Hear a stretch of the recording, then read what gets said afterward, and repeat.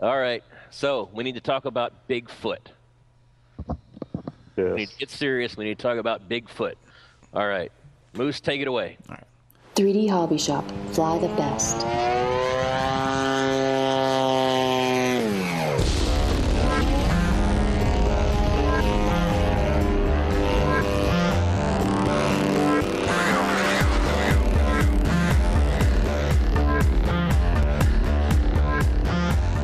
So, Joe, you've flown the Bigfoot a lot. You've flown an electric. You've flown a gas-powered version. What was your favorite, and what would you say to someone who has maybe flown a lot of 3D Hobby Shop planes and are eager for something different, and they're going to get a Bigfoot? What would be some of your suggestions?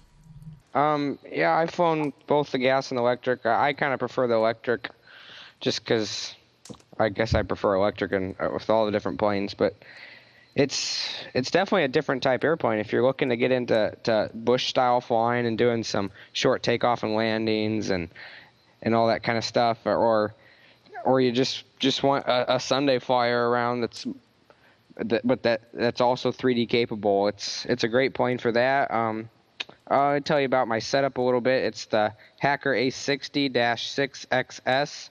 I was using a Falcon 22x8 prop, a Castle Ice 100, and there were high-tech 7955s all around for the setup. So 6S5000? Yep, 6S5000. That's pretty much your, minus the flap servos, that's pretty much your 74 setup, right? Yep, exactly. Except for the prop.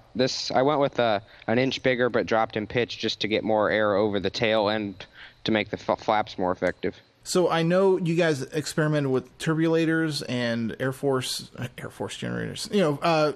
Turbulators on the leading edge of the wing. Did that make the production run, or was that totally experimental? Yeah, just experimental, like Okay. Joe. Yep. We do a lot of stuff during development. We do a lot of stuff with foam. We do a lot of stuff with vortex generators, different places, tape, different things.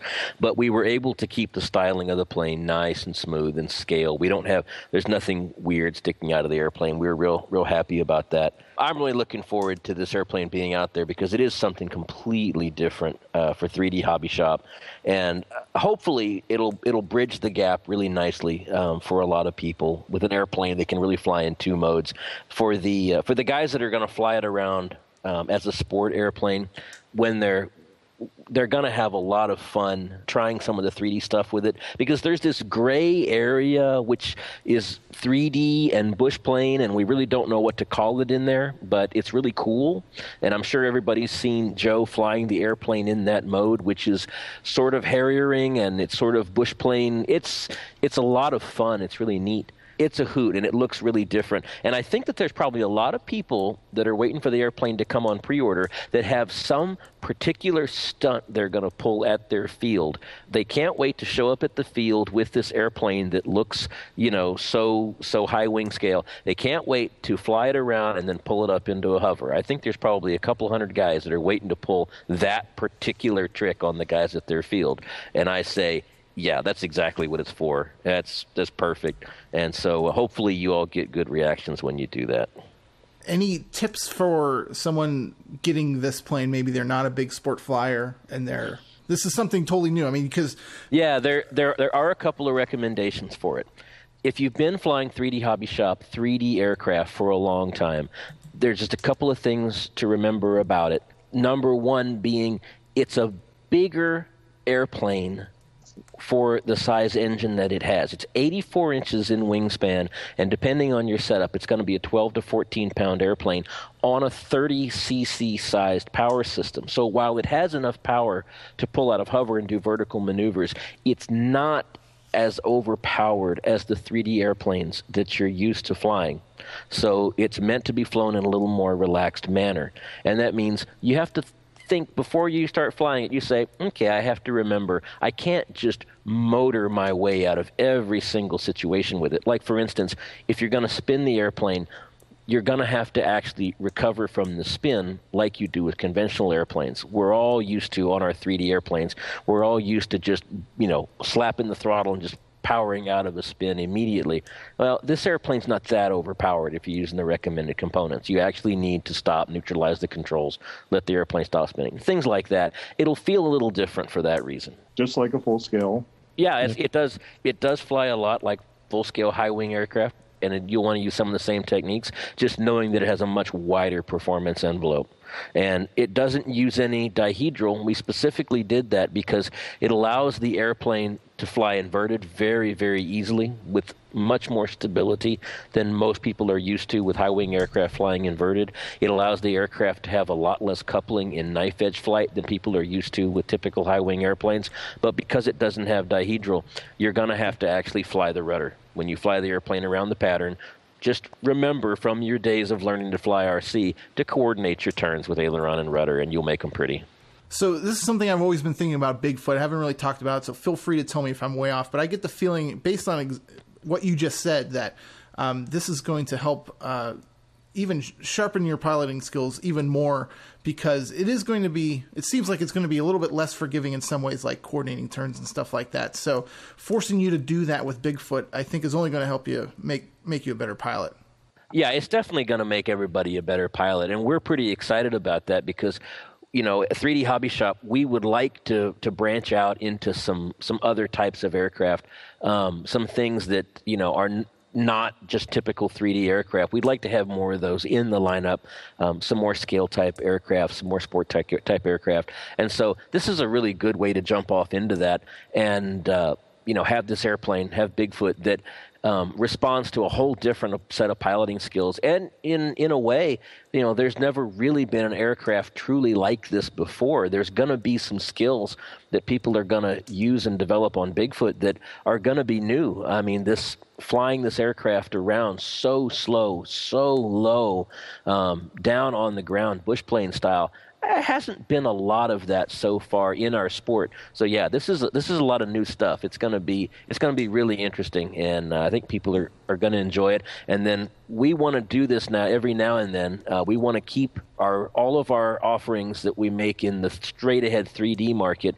You know, we want to continue to do plenty of those new designs every year, but we want to start sneaking a few of these not traditional 3D airplanes into the lineup, so people can have different kinds of fun. Well, that sounds great. Taking back the sky.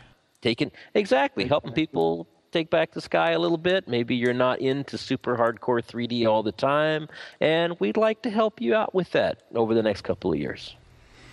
Well, I've told a lot of people that, you know, the 3D Hobby Shop planes will be the best sport plane you'll ever get, and then you'll realize, okay, I can play around with a Harrier. But I think this is even a bigger case for that point, because some guys who love these high-wing planes, it's a beautiful plane, they can fly it around, and then, you know, one day when they're feeling like they can try something out, I mean, this is the plane you can try some light 3D stuff with and see if you like it or not. So I think it's a great thing. The Bigfoot's a case of people want this plane because it looks the way it does, almost as much as what it's going to do.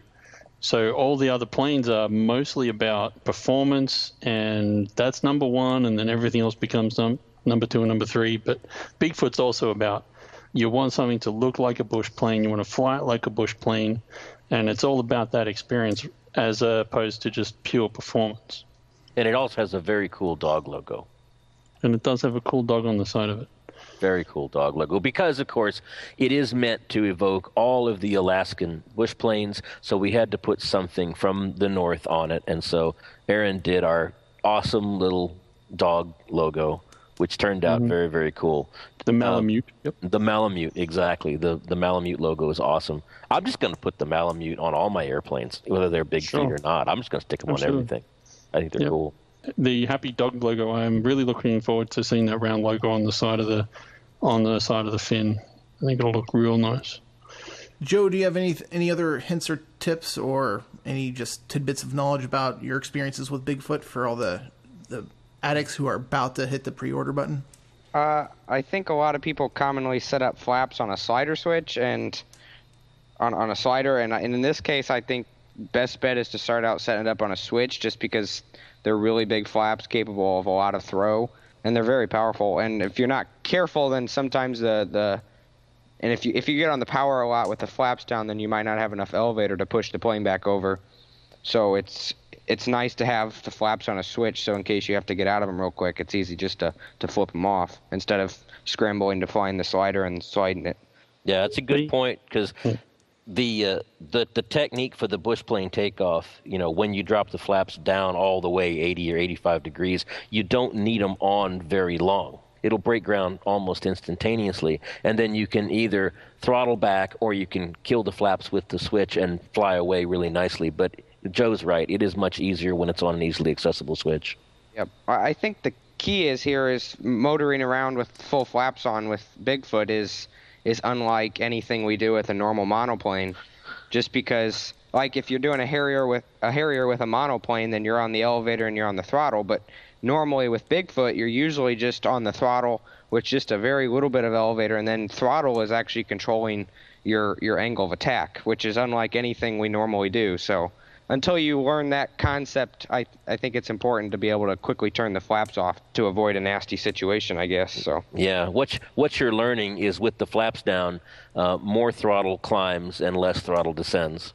Exactly. And yep. when you figure that out, it gets really, really easy and natural. But Joe's absolutely right. Keep the flap switch accessible until you learn how powerful these big flaps really are. Yeah, I think just full flaps flying around is probably a lot easier with Bigfoot than Harrier and a monoplane around. But just until you learn the concept of balancing the elevator and the throttle with the flaps, it's just make sure you can easily turn the flaps off.